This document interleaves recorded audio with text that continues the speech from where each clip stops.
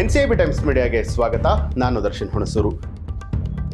ಸ್ಮಶಾನದಲ್ಲಿ ಮಂಗಳಮುಖಿಯರ ಭಯಾನಕ ಆಚರಣೆ.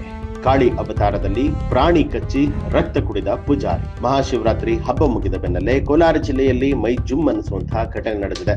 ಸ್ಮಶಾನದಲ್ಲಿ ಮಂಗಳಮುಖಿಯರು ಕಾಳಿ ಅವತಾರವನ್ನ ತಾಳಿ ಪ್ರಾಣಿಯ ಕುತ್ತಿಗೆಯನ್ನ ಕಚ್ಚಿ ರಕ್ತ ಕುಡಿದಿರುವಂತಹ ಭಯಾನಕ ಘಟನೆಯ ಆಚರಣೆ ನೋಡುಗರ ಎದೆ ಝಲ್ಲನ್ನುವಂತೆ ಮಾಡಿದೆ. ಕೋಲಾರ ಜಿಲ್ಲೆಯ ಬಂಗಾರಪೇಟೆ ಪಟ್ಟಣದ ಕುಂಬಾರಪಾಳ್ಯದಲ್ಲಿ ಈ ವಿಭಿನ್ನ ಹಾಗೂ ರೌದ್ರ ಆಚರಣೆ ನಡೆದಿದೆ. ಸೆಂಟ್ ಕಾಂಪೌಂಡ್ ಕುರುಮಾರಿಯಮ್ಮ ದೇವಸ್ಥಾನದ ಅರ್ಚಕರಾದ ಕೆ ಕಮಲ್ ಅವರು ಸ್ವತಃ ಕಾಳಿ ವೇಷವನ್ನ ಧರಿಸಿ ಮಂಗಳಮುಖಿಯರ ನೇತೃತ್ವದಲ್ಲಿ ಸ್ಮಶಾನದಲ್ಲಿ ವಿಶೇಷ ಪೂಜೆಯನ್ನ ಸಲ್ಲಿಸಿದರು. ಶಕ್ತಿ ದೇವತೆಯನ್ನ ಒಲಿಸಿಕೊಳ್ಳುವಂತಹ ಸಲುವಾಗಿ ಸ್ಮಶಾನದಲ್ಲಿ ಪ್ರಾಣಿ ಬಲಿಯನ್ನ ನೀಡಲಾಯಿತು.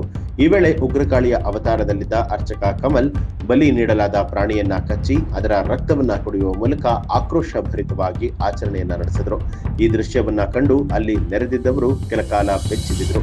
ಪ್ರತಿ ವರ್ಷ ಮಹಾಶಿವರಾತ್ರಿ ಕಳೆದ ನಂತರ ಬರುವಂತಹ ಅಮಾವಾಸ್ಯೆಯಂದು ಈ ಆಚರಣೆಯನ್ನ ನಡೆಸಿಕೊಂಡು ಬರಲಾಗ್ತಾ ಇದೆ.